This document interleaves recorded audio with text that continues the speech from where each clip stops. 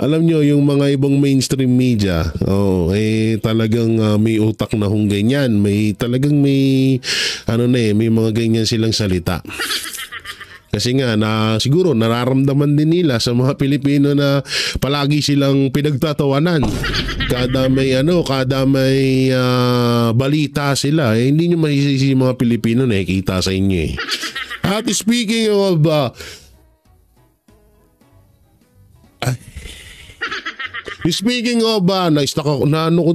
nag-loading ako doon. Speaking of mainstream media, nag-iisa na nga lang ang mainstream media na naghahatid ng totoong balita, ginugurgur pa. Walang iba ho ang SMNI na tawag dito ay may yung kanyang 300k followers na SMNI na dun lang nakakapanood ng tunay na balita. Etong tawag dito, etong mga Pilipino, mga kababayan natin, ginurgur na ho. Ginurgur na naman ng mga anti-Duterte yung Facebook account ng SMNI. Kaya kayo mga banateros, tumutok na lang ho kayo sa YouTube. Siyempre, Banateros Brothers, andyan din yung ibang mga DDS at sa DCAR 1026 News, yan, panoorin ho, dyan ho kayo manood. Dahil dyan po makakakuha po kayo ng lihitimo at totoong balita. Samantalang, bago tayo punta doon sa isang senador or future senador. Dito muna ho tayo sa bidyong ito. Oo, asan yan?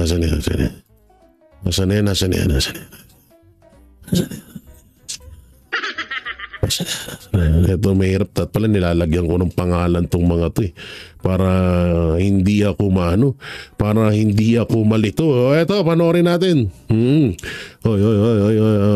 Panoorin natin. Plea. Nagawang maihabol ng Department of Justice o DOJ ang sagot ng gobyerno laban sa petisyon para sa habeas corpus na inihain ng mga anak ni dating Pangulong Rodrigo Duterte kahit pa umatras ang Office of the Solicitor General o OSG sa kaso. Samantala, nanindigan si Solicitor General Menardo Guevara ng OSG ay hindi lamang abogado ng gobyerno. Baka tito ko yan. Oo, hindi nyo kaya yung mga Guevara, no? Sabi sa inyo, may paninindigan kami. Pero biro ako po ay sobrang natutuwa sa ginawa nitong kaapelido ko. Kaapelido ko to, pero hindi ko sure kung mag-anak kami. Hindi kasi sa Guevara, pag double R, kamag-anak namin yan. Pero pag 1R lang, kasi may Guevarang 1R lang, hindi namin kaano-ano yun. Pero pag double R, katulad nito ni Menardo Guevara, goods to, goods. Hindi natin akalain na meron pa palang nag-iisa na tatayo sa kanyang dignidad, sa kanyang prinsipyo, no, para sa taong bayan, para sa kanyang katungkulan or kanyang tungkulin. Meron pa pala. Tayo na nga si Menardo Guevara. Palakpakan naman natin ang mga Guevara dyan. Okay, dalawa na tayo dito, Tito. Tito Soljen, dalawa na tayo dito. Hindi, eto payo ko talaga, umalis na lang sana to. Dinudungisan lang ni Marcos yung pangalan mo. Dudungisan lang ni Marcos yung apelido nating Guevara. Kaya ako sa'yo, kung halimbawa mapanood mo to, lumayas ka na dyan. Hindi mo deserve yung ganyang trabaho, sir. Hindi bagay sa'yo. Alam namin kung gaano ka kagaling. Kaya ka nga kinuha or kaya ka nga inilagay dyan ni Pangulong Duterte dahil sa galing mo. So hindi ka talaga bagay dyan. Kung ako sa'yo, bilang payo, bilang pamangkin, pinsan, or anong turing mo sa akin na loko ka, lumayas ka na dyan kasi nga, dudungisan lang, papangit lang yung imahe mo dyan. So ito, panoorin natin, tuloy na natin. No? Kundi, tagapagtanggol din ng mga Pilipino. Si Margot Gonzales magbabalita. Kahapon araw ng Lunes, tagtapos ang palugit ng Korte Suprema sa gobyerno para sa sagot nito laban sa pinag-isang petisyon para sa habeas corpus ni dating Pangulong Rodrigo Duterte. Sa halip na magkomento, naghain ng motion for recusal ang Office of the Solicitor General o OSG, isang hakbang na nangangahulugan ng pag-atras nito bilang kinadawan ng gobyerno sa kaso. Ayaw rin ni Solgen Minardo Guevara na ituring siyang respondent sa habeas corpus petition. Dahil dito, naipasa sa Department of Justice o DOJ ang responsibilidad na ipagtanggol ang gobyerno laban sa petisyon ng mga anak ni dating Pangulong Rodrigo Duterte. Ayon kay Justice Secretary Boying Rimulya, naisumiti nila ang kanilang komento bago ang deadline kahapon. We were given the authorization by the Executive Secretary to kami na sumagot. Dokumentong binigay namin, sapat na yon. Sila na daw sumagot. Kayo na lang diyan kasi. Alam nyo, kapag payo ko kay Marcos, pag medyo maayos na tao, matalino at marunong tumupad sa kanyang tungkulin, tanggalin nyo na agad. Kasi nga, diyan kayo nabubuko. Diyan kayo nabibisto ng taong bayan. Kaya si Minardo Guevara, tanggalin mo na yan. Hindi yan bagay sa administrasyon mo, Marcos. Masyadong baboy ang administrasyon mo. Payo ko lang naman, payo lang. Para sagutin yung mga sinabi nila. Tsaka yan, no? Sa tanong kung maaari pa bang maibalik sa bansa ang dating Pangulo, Tsaka yan, no? Tawag dito, si Rimulya, magaling yan. Sobrang talino niyang kupal na yan. Ay, sorry. Yan na lang ipalit nyo kay dalawa na, DOJ tsaka Solgen, no? Doon na siya. Hindi na ipilang Solicitor General na. Dalawa na ang ibigay niyong posisyon diyan. Kasi nga yan ito magaling to. Isa rin tong magaling magsinungaling. Ayan na lang ipalit niyo, ha. Sinabi nila. sa tanong kung maaari pa bang maibalik sa bansa ang dating Pangulo sakaling pabura ng Supreme Court ang habeas corpus, ito naging tugon ng kalihim. It's done deal already. It's there already. May hearings na yun doon eh. Continuing na hearing. I think there's judicial notice that the hearings are ongoing already. In The Hague. So, In The Hague. And there is a setting for September 23. So we rely on that. So sir, kahit na maglabas ng desisyon ang SC dun sa mga petitions na pinay? That's speculative. I cannot answer anything speculative at this point. But for you, sir, mahirap na ibalik, hindi na maibabalik. It's a done deal. It's there. Ano na siya. Samantala, tila naman done deal daw done deal. Ay po, done deal sige lang, panahon lang naman din yan. Ito pa isang tanga. Nagsama-sama lang kayo lahat. Ito pa isang tanga. Si Attorney Blurred. Attorney Blurred. Yan nagbigay ng matapang na pahayag si Presidential Communications Office o PCO Undersecretary Claire Castro kaugnay ng pag-atras ng Solgen sa kaso at ang posibilidad ng kanyang pagpapatalsik sa pwesto. Mas maganda po kung mismo si Solgen ang mag-assess sa sarili niya kung siya pa po ba ay nararapat na tumayo bilang Solicitor General. Ay, naku po. Bakit mo na pagsama-sama sila? Anong merong katalinuhan ka, Marcos? Ang talino, no? Biruin mo, mapagsama-sama mo lahat ng tolongge sa isang gobyerno. Ang talino mo nun. Sobrang talino mo nun. Mapagsama-sama mo sila. Hindi birong isang talent yun.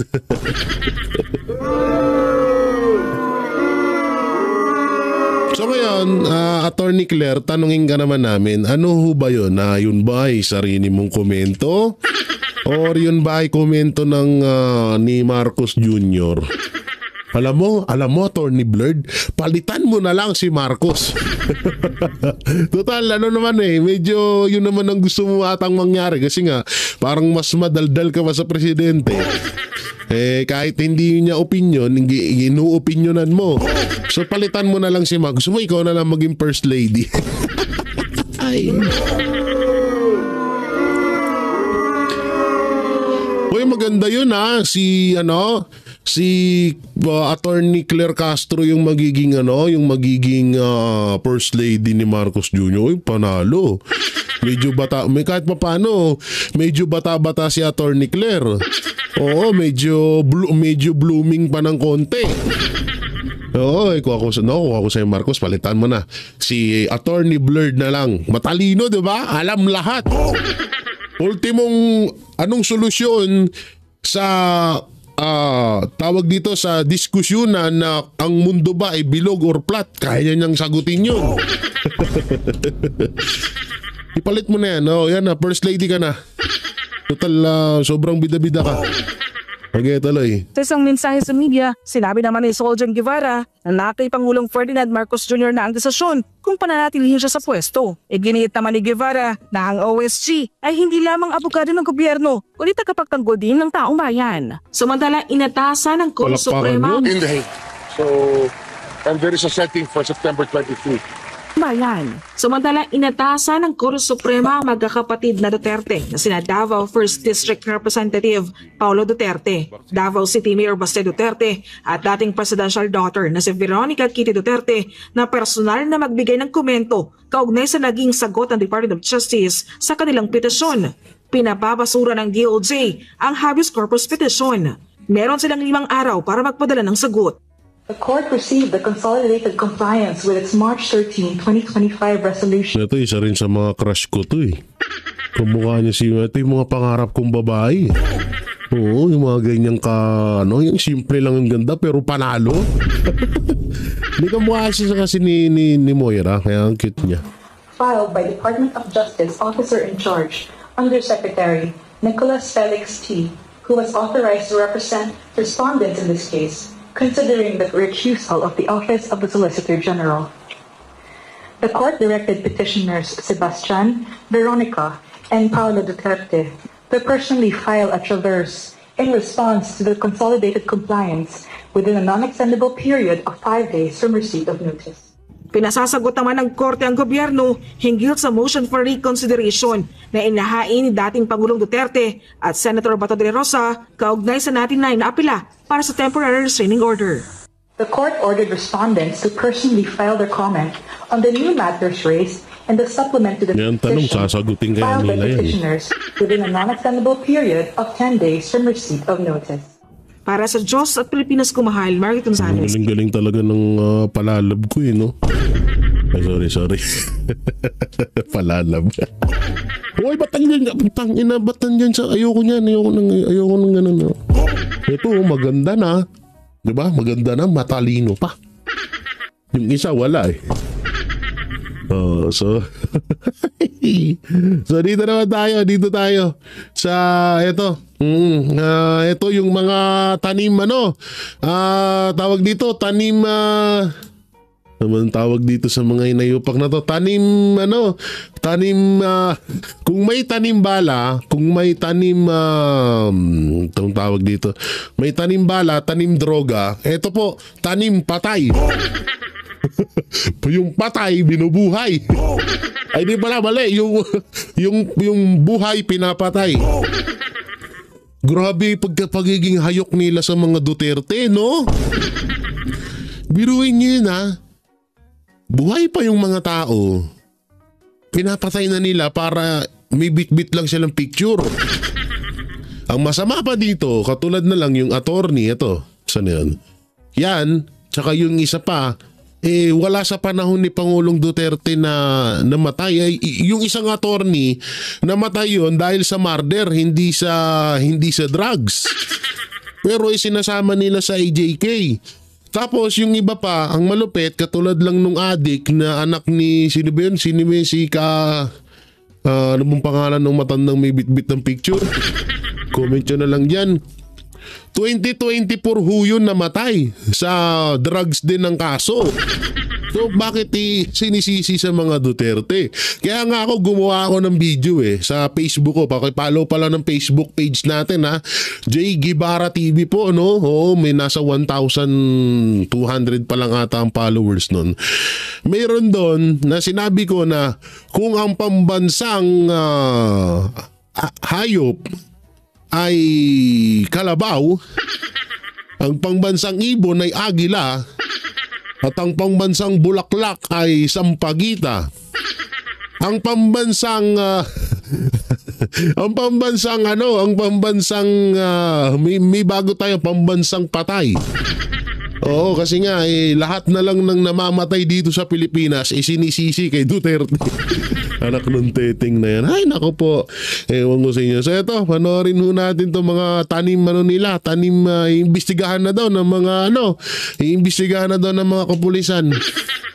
Anak ng teteng naman, no? Obvious na iimbestigahan nyo pa. Kasuhan nyo na agad, game. Nakarating na sa PNP ang mga nag-viral na larawan ng mga nagsasabing biktima raw sila ng war on drugs. Matapos kasing kumalat ang mga naturang litrato sa social media, ay maraming netizens ang pumalag sa mga gawa-gawang istorya ng mga nagpapanggap na biktima ng EJK. Lumalabas din na walang koneksyon ang mga umano'y biktima sa mga aligasyon laban kay dating Pangulong Rodrigo Duterte. Si Paul Montibon sa report! Sa panguna ng Anti-Cybercrime Group ay sinimulan na ang masusing investigasyon laban sa mga individual at grupong nasa likod ng pagpapakalat ng maling impormasyon ng mga peking EJK victims na pilit isinasangkot si dating Pangulong Rodrigo Duterte. Ilang larawan at testamento ang lumabas kung saan ipinakita ang mga umano'y pamilya ng mga biktima ng EJK. Ngunit nang siyasatin, ilan sa mga ito ay walang kaugnayan sa war on drugs at hindi naman biktima ng karahasan noong nakaraang administrasyon. Kapansin-pansin na halos sabay-sabay na naglabasan ang mga grupo at individual sa panayam nga. Etong yan, katod yan, yung sinasabi. Ito, anak to nung yung nasa gawing yan, no? Hindi pala makita pag tinutok mo, no? Yung mga banda rito, yung naka-Amerikana. Yun po daw ay namatay, murder, hindi po sa droga. No? At sino ba ang pansimuno nito? Walang iba kundi mga makakaliwa. Gawain nila tong ganito. Yung mga fake talaga, kaya nga kung may fake news nga dito, ay unang-una itong mga kakampi ni Marcos. Kakampi ni Marcos to, itong mga leader nitong mga AJK na yan. Tingnan mo, magkakasama sila dun ngayon.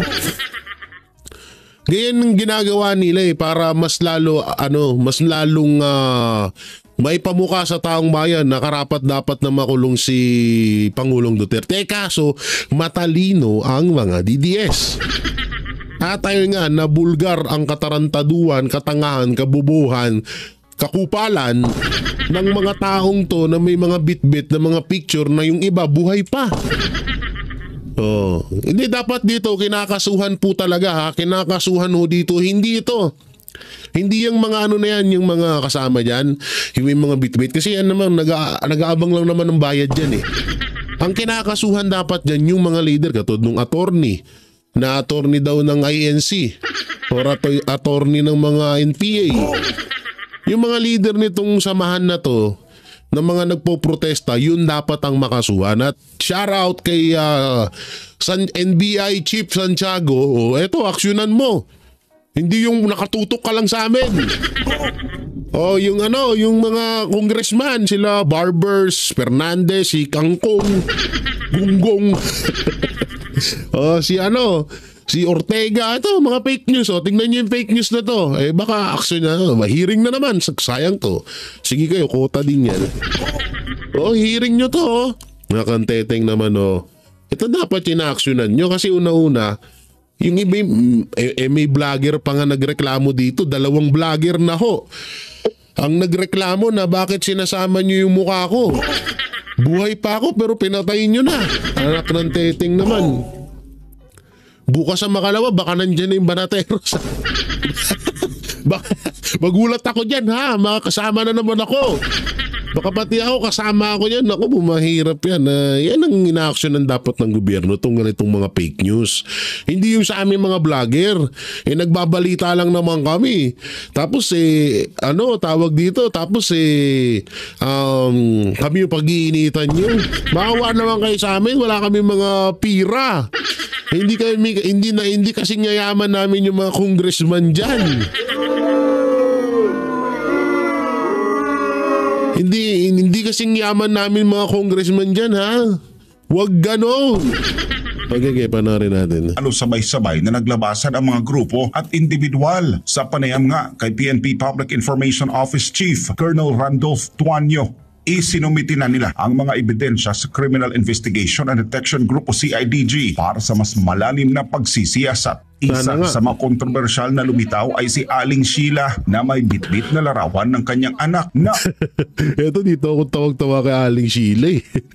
Aling Sheila, please stand up. You fake news, go out. Gago eh, no ka? Alam nyo, nakakaano tong mga to, no?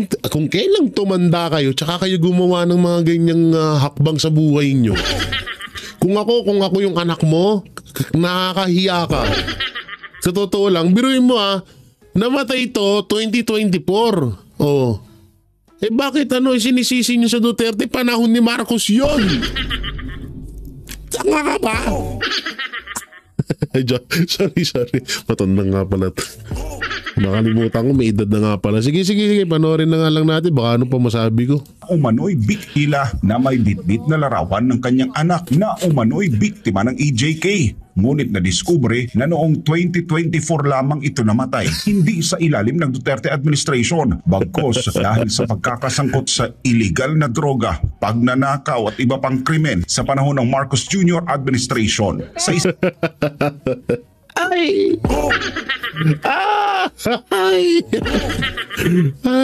Baka naman ganito naman kasi baka kaya siya nandyan para manawagan siya na ipakulong si Marcos, hindi si Pangulong Duterte. Baka yun yung gusto niyang iparating. Kayo naman, di nyo man agad muna kasi tinanong masyado kayong mapangusga. Buisit tong mga to. Hayop na yan. Bistado sa katarantaduhan nila. Isang viral video, makikitang sumasabay si Aling Sheila sa panawagang panagutin si dating Pangulong Duterte. Ngunit ayon sa PNP, hindi ito palalampasin. Siya at iba pang mga grupo na sangkot sa pagpapakalat ng mga impormasyon ay maaaring masampahan ng kaso. Bukod kay Aling... makaka-absent na si Aling Sheila sa pagiging chismosa. Sa oras na makulong to, paktay na.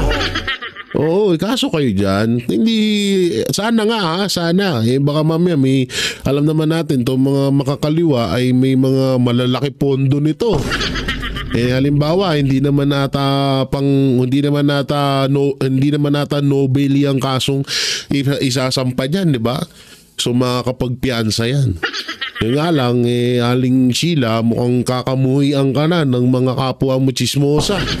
Oo, sikat si Aling Sheila. Meron pang isa Meron pang isa, yung namatayan din. Namatay naman yung anak niya sa fraternity. Na ngayon, kasama na doon, bit-bit yung picture ng anak niya na AJK daw, AJK. Anak ng timang naman kayo, maayos nga kayo. Ay, naku po.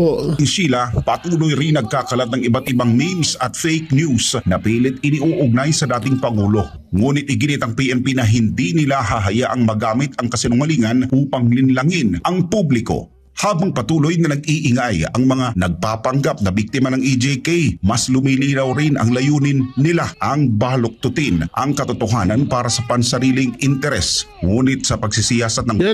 yung lalaking yan. Yan, itong attorney. Yan ang mga dapat din kasuhan.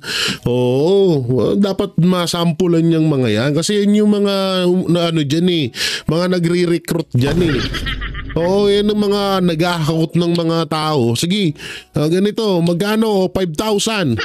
Joke lang, wala naman sigurong ganun. Pero yan ang una dapat managot dyan, yung mga leader na yan. Hindi yung mga, eto sila Aling Sheila. Kawawa naman si Aling Sheila.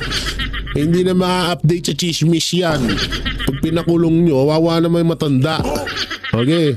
Buwag, sa huli, mananatiling matibay ang hangarin ng batas na ipagtanggol ang katotohanan laban sa mga mapanlinlang na propaganda. Para sa Diyos. Sana nga, sana, oo. Sana nga ganun talaga. Medyo, na kasi kami, medyo nadadala na kasi dumadami na yung kupal na pulis ngayon. Especially to Marbil tsaka Torre. Si Marbil nga, sabi niya, ang gumagamit daw ng droga, hindi daw maituturing na hindi kasi ginagamit lang daw yun pag overtime. So paano kaming mga vlogger?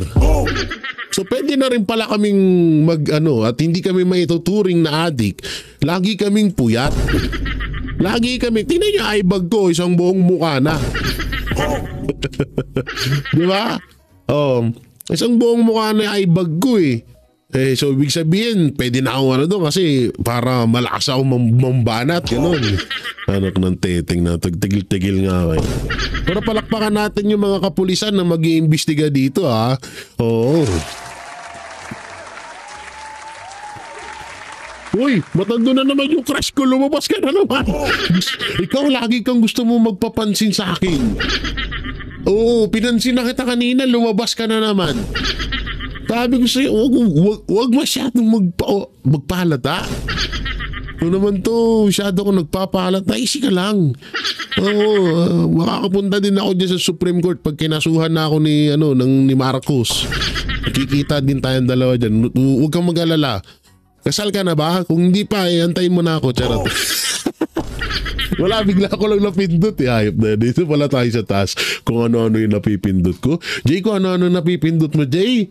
Oo, ito, panoorin natin to. Paninindigan ng Pilipinas. Basahin natin ha.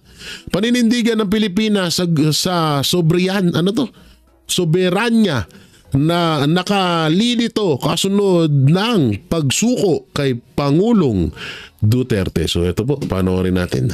Foreign policy, yun dun nga medyo nagkakaiba eh. Kasi, yun nga, sabi nila na South China Sea, atin to, itong teritoryo natin, atin, no foreign, diba? No foreign entity would makikiano sa soberanya natin. Tapos ngayon, sinuko natin ang dating Pangulo. Isa pa, pinapakita dito na hindi na ba ganun ka-bisa ang ating sistema na kailangan nandiyan ng ICC. So, doon pala po, medyo parang nakakalito tayo eh. Like, iisipin, syempre ng iba, ano ba talaga?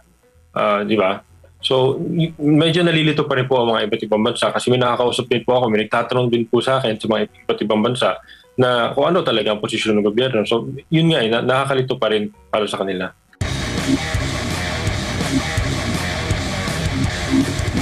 Sa linya po ng ating komunikasyon via Zoom si Ginoong Hugo Santos ng Asian Century Philippine Strategic Studies Institute. Idol yan, Sir Hugo, magandang umaga po. Welcome po dito sa programang Pulso ng Bayan ng SMNI. Maraming salamat po sa inyong oras. Sir, baka Sir Jay dyan. Magandang umaga po at salamat Idol po. Yan. Po, sir, ano ho ba yung nakikita po ninyong malaking epekto o implikasyon nitong pagkakaaresto ni dating Pangulong Rodrigo Duterte sa ating bansa?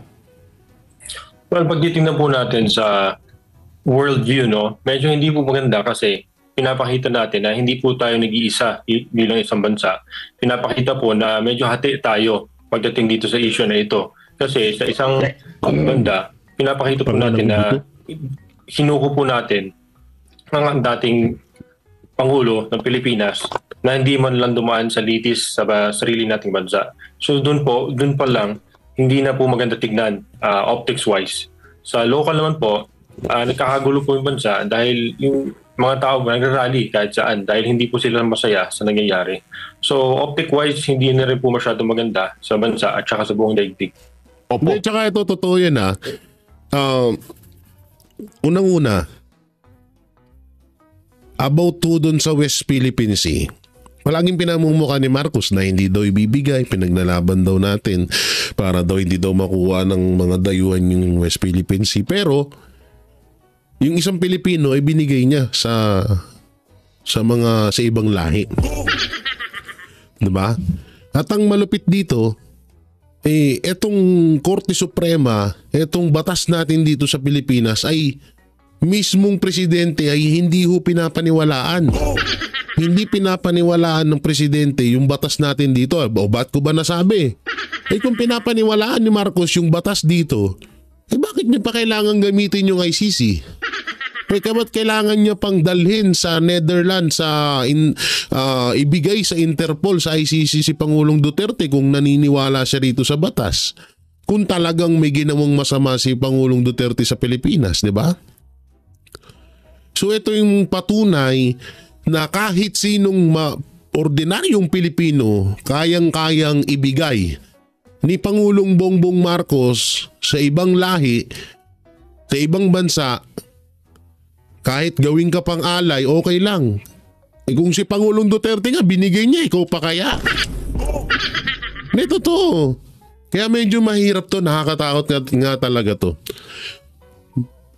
Halimbawa, mangailangan, ito generic explanation, wow! Generic explanation no? Halimbawa, isang tiga Interpol nag-request kay Marcos Jr. Pahingi naman akong 100 na Pilipino. Papatrabahuin ko lang sa bahay namin. Ito si Marcos dahil mga Pilipino naman lang ganun. Bigay natin yan. Kasi isipin nyo maigi, ito, itong taong to, si Pangulong Duterte. Si Pangulong Duterte, napakahalagang tao niyan dito ang laki ng papel niyan dito sa Pilipinas. Pero anong ginawa ni Marcos? Ibinigay niya. Ipinagkalulo niya ang sarili niyang kapwa niya Pilipino sa mga banyaga. Nakakahiya yun. Sobrang nakakahiyang gawain yun. Eto na lang, si Trump, may gustong kunin ang Interpol ang ICC doon sa bansa niya dahil may kasong ganito ganyan. Sa tingin nyo ibibigay ni Trump yun? Siyempre hindi. Dahil niya yun Dahil citizen niya yun. Dahil Dahil tawag dito. Dahil kanyang kababayan yun. Hindi niya ipagkakalulu yun. No? Kaya yun yung pinagkaiba ni Marcos Jr. at ng ibang presidente. Ito na lang, bigyan ko kayo ng sample. Sakaling matapos ang termino ni Marcos Jr. dito sa Pilipinas at mapaupo na si Pangulo or si future President Sara Duterte, sa tingin nyo papayag si Sara Duterte? Papayag ang mga Duterte na itong si Marcos Jr. ay litisin ng Interpol ng ICC? Hindi nila gagawin yun. Ganoon kalupit, hindi nila gagawin yun. Hindi gagawin ng mga Duterte yun dahil alam nila at ang mga Duterte nire-respeto nila ang batas ng Pilipinas. Nire-respeto nila ang batas ng Pilipinas. Kung dito nagkasala si Marcos, dito rin dapat siya usigin. Wala namang mga Duterte. Sinabi ba ng mga Duterte na hindi kami haharap, hindi kami magpapaimbestiga? Wala. Ang liwanag na sinabi ni Pangulong Duterte na kung may kaso kayo, haharapin ko yan. Basta dito sa Pilipinas. Hindi doon sa banyaga. Hindi doon sa ibang mga lahi. Hindi doon sa Netherlands, hindi doon sa ICC. Utangin ng ICC, ba't ba nagkaroon ng ganyan sa mundo no? Kung ako lang sana magkaroon ng sa buong mundo magkaroon ng isang pinaka-leader ng buong mundo. Leader talaga siya. Tapos yung katulad niyan, may mga loko-lokong gobyerno. Katulad lang ni Marcos Jr., puro pangungurap. Haling sabihin nung pinaka-leader ng presidente ng buong mundo, ikaw na presidente ka, Italian doon, ibitay, kuryentehin, kaya lunurin sa coke. Mamatay kaya siya sa coke. Lunurin yan sa coke. Dahil kurap yan, magnanakaw yung presidente na yan. Dapat ganun may leader sa buong mundo. Sana magkaroon nun. Pero medyo nakakatakot nga lang yun ng konti. Kaya ito, lahat ng sinasabi dito ni Professor Hugo Santos ay talagang totoo po. Pero bilang isang Pangulo ng Bansa, ano ba yung masasabi po ninyo? Ano bang dapat gawin? Ano bang mga advices ang po pwedeng gawin ng Pangulo ng Bansa? Kapag nakikita niya na ganito na, yung ating bansa nahahati na, marami na ang nananawagan, kulang pa ba? Itong mga nakikita. Kaso kahit anong payo nyo kay Marcos, matigas mukha nun Po, pinapakita po na hati tayo. EJK, iisipin ng kabila. Yung po ng dating Pangulong Duterte. Ano bang masasabi po ninyo dyan? Well, yun nga po hindi nga po dumaan sa leader ng bansa. Wala sa ICC. Wala tuloy. Well, may angulo po na gano'n kasi nga, sinasabi nga nila, di ba, na dapat hindi makikialam yung dayuhan dito or sa soberenya natin o ano. Tapos ito, sinuko natin ang kapwa natin Pilipino. Medyo hindi lang siya maganda, optics-wise. Hindi natin alam kung ano yung inisip talaga nila. Kaya lang, halata naman po na dahil sa politiko, naman ito yung nangyari. No? At saka, ang itsura niyan, pagtatraidor talaga. So it's not gonna look good. Boom! Talaga, totoo naman, pagtatraidor. Ano pa bang tawag doon? Okay. Tuloy na natin. Baka maunahan pa tayo ng iba. Play. Good for the current government kung ipagpapatuloy nila ito. Magandang hapon po, Ginoong Hugo. Pag nagkakaroon po nagkaroon itong sigalot dyan po sa South China Sea, yung iba't ibang mga bansa sa mundo ay nagpapahayag ng pagsuporta sa ating bansa. Meron ka bang na-monitor na mga bansa in support dito sa ginawa ng kasalukuyang administrasyon na ipadala ang dating leader ng bansa sa The Hague, Netherlands? Sa ngayon po, halos wala naman po masyado. I think ang dating po parang playing safe. Ayaw nilang pumalig kasi kailangan pa rin nila kausapin ng gobyerno natin at in the same time, maganda rin ang relasyon nila sa former president. So, ang pagtitingnan po natin ng superpowers, halimbawa ang China, no, nagsalita na po sila na yun nga, double standards nga ang gobyerno pagdating sa kanto or yung ICC as a whole. Kasi nga, pag Pilipinas, ganun-ganun na lang eh. Samantalang yung Israel at Russia, hindi nila magawa-gawa. So, parang namimili kasi yung ICC. Yun ang tingin ng mga iba't ibang bansa. Namimili ang ICC sa kinukuha nila. Opo, and nakikita nyo po ba yung foreign policy po ng kasalukuyang administrasyon ay naging consistent? Foreign policy, yun nga medyo nagkakaiba eh. Kasi, yun nga, sabi nila na South China Sea atin to, itong teritoryo natin atin. No foreign no foreign entity would makikiano sa soberanya natin. Tapos ngayon sinuko natin ang dating pangulo. Isa pa. Yun ang ganda nung na yun. Palakpakan natin tong si Sir. Ang ganda ho nung na yun, panayam niya na yun. 'Di ba? Puro tayo tanggi ng tanggi na hindi tayo makikipag tutusin. May video nga ako niyan eh. Na tanggi ng tanggi si Marcos kasi hindi daw bibigay, hindi daw may sa ibang bansa. Pero yung kapwa nating Pilipino ibinigay sa dayuhan. Ibinigay sa mga sa ibang lahi. So anong pinagkaiba noon? So ganun din pa rin. Walang pinagkaiba 'yon. No? Kaya itong administrasyong Marcos ang lakas talaga manloko. Pinapakita dito na hindi na ba ganun ka-bisa ang ating sistema na kailangan nandiyan ng ICC. So, doon pala po, medyo parang nakakalito tayo eh. Like, iisipin, syempre na iba, ano ba talaga? Di ba? So, medyo nalilito pa rin po ang mga iba't ibang bansa kasi may nakakausap din po ako, may nagtatanong din po sa akin sa mga iba't ibang bansa na kung ano talaga ang posisyon ng gobyerno. So, yun nga eh, nakakalito pa rin para sa kanila. Opo. Sa tingin niyo po... paano hindi ka malilito? Ikaw ba naman kung ano pinagsasabi ng presidente? Kesyo, hindi daw papasukin yung ICC. Tapos ngayon, biglang pinapasok yung ICC sa pamamagitan ng Interpol. So, walang pinagkaiba. Kesyo, si Dennis Padilla, isang gobernador daw. Tawa ko doon. Alam mo, tawa ko doon pag napapanood. Dennis Padilla, gobernador. Parang hindi magugulo kahit naman sino eh. Kahit nga, sa totoo lang, yung ibang bansa, pinagtatawanan ng presidente natin. Dahil sa paiba-ibang desisyon, sinasabi, plano nitong presidente na to. Kaya nga maraming kasabing tanso vlogger na may diferensya na daw sa pag-iisip si PRRD. Kasi nga, paiba-iba ng sinasabi. Mas dihamak naman na ipaiba-iba ng sinasabi presidente nyo.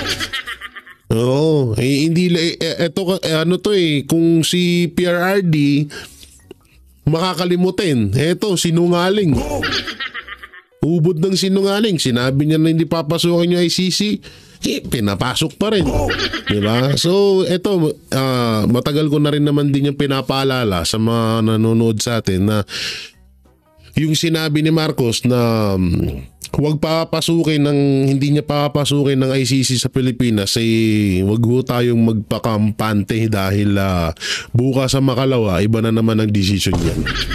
So hindi nga ako nagkamali, no. So eto na, dito na ho tayo sa video na saan ito ba yun? Oy, hindi yan. Oy, hindi yan. Oy. Ayun, sa video ng isang isang tumatakbong senator pinalagan na ho etong si Marcos Jr. At dito binuta niya. Panoorin ho natin ito, Pabor ba kayo na makulong si former President Duterte? Kung alam mo, itong pinaliwanag ko, hindi ka na sasang-ayon. Tama ba ako? Tama. Pag sumang-ayon ka, ang tawag sa'yo, B.O.P.O. Guwapo.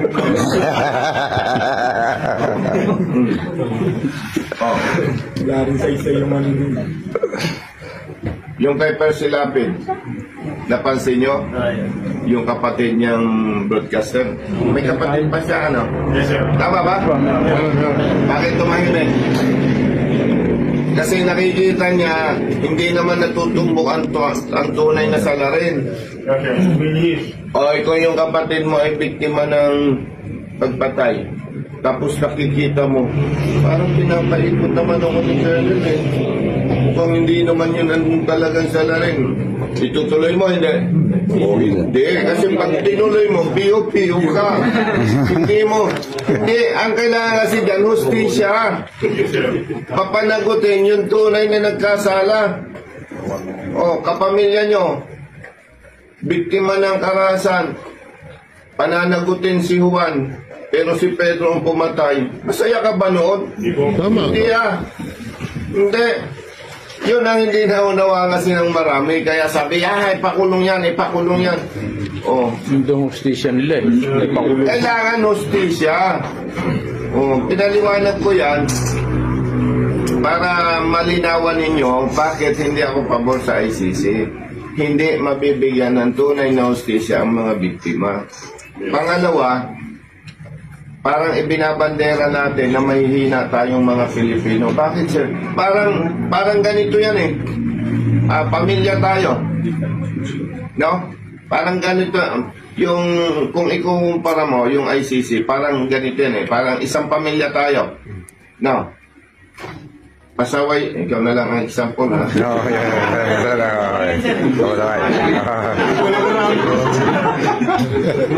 Kunwari, para malinawan nyo yung ICC, isang pamilya tayo. Pasaway itong kapatid natin. Sabi natin, hindi natin madisiplina to eh. Sino kaya, yung kapitbahay nga natin doon, tawagin natin, oy kapitbahay, itong kapatid ko, hindi namin kaya eh. Ano sa gusto mo? Ikaw na nga ako mastigo doon. Tanga ka ba? Ibig sabihin, tanga si Marcos. Tanga ka ba, Marcos? May batas tayo dito sa Pilipinas tapos binigay mo sa dayuhan. Oh, ganun yun. Tama. Kakalat sa buong barangay. Si Colonel, yung kapatid, hindi makastigo. Ay, anong ginawa? Tinawag yung kapitbahay. Kapitbahay, ikaw nung bahala dito, hindi ko ito makastigo eh. Di ba? Tama. Ilalagay mo sa kanya yung pamilya mo. Yes. Oh. Isamantalang may kakayang pang ating bansa na magbigay ng hustisya, ang kailangan lang palakasin. Yes. Palakasin lang. Pero ang pinaka-sentro dito, pag naipakulong si former President Duterte, hindi mabibigyan ng hustisya ang mga biktima. Pero ako naman, 100% kumpiyansa, hindi siya maipapakulong. Kung bakit? Bahala kayong mag-isip. Okay? Loud and clear yan, ha? Ako, si Colonel Busita. At saka ako, komento ko dito, tama naman ang sinasabi ni Colonel Busita dito, palakpakan natin yan. Alam nyo naman na binabanatan ko to si Colonel Busita pag medyo alanganin yung kanyang mga sinasabi, pero ngayon papalakpakan natin siya. Yan ang banateros, di ba? Pag tama, palakpakan, pag mali, banatan. Ganun. O hindi yung pag mali, tinatama mo,